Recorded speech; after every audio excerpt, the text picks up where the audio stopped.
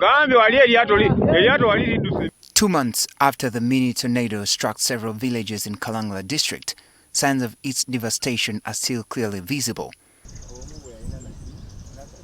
The disaster, which occurred on the morning of 15th March, caused the collapse of the Kalangala Central Police Station and destroyed more than 300 homes.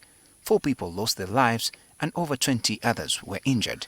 Many of the damaged homes remain in ruins, with some completely abandoned.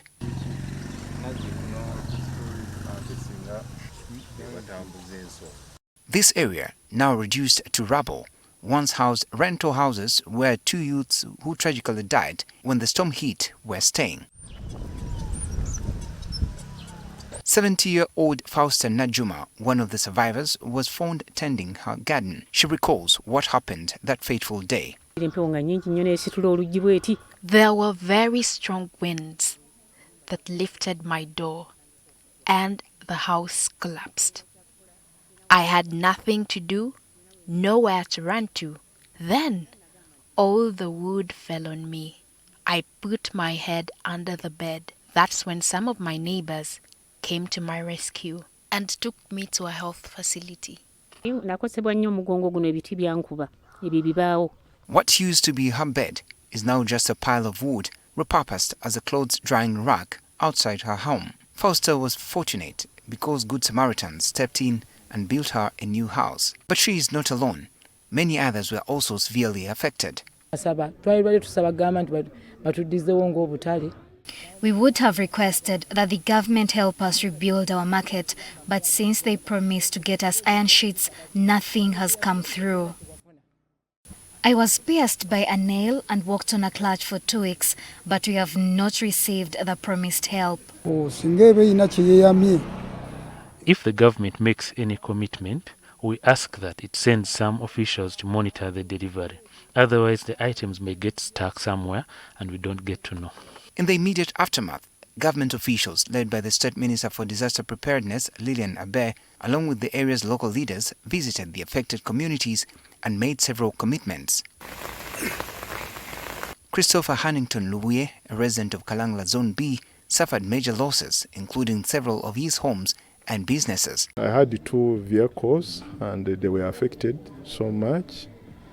Then I had even commercial, 2 houses and some 2 buildings under construction were crushed and 1 residential.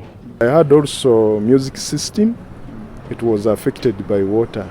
He says he is extremely disappointed that 2 months later, the government has yet to fulfill its promises of support. Because I don't know whether when they say that we are going to help and they don't do so. So I don't know who is supposed to help or to assist.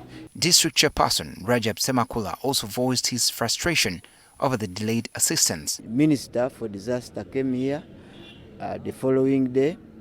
He made the promises to the hopeless people by then. But 2 months down the road, the affected families have never received anything. We thank those who came very fast. We thank the Red Cross.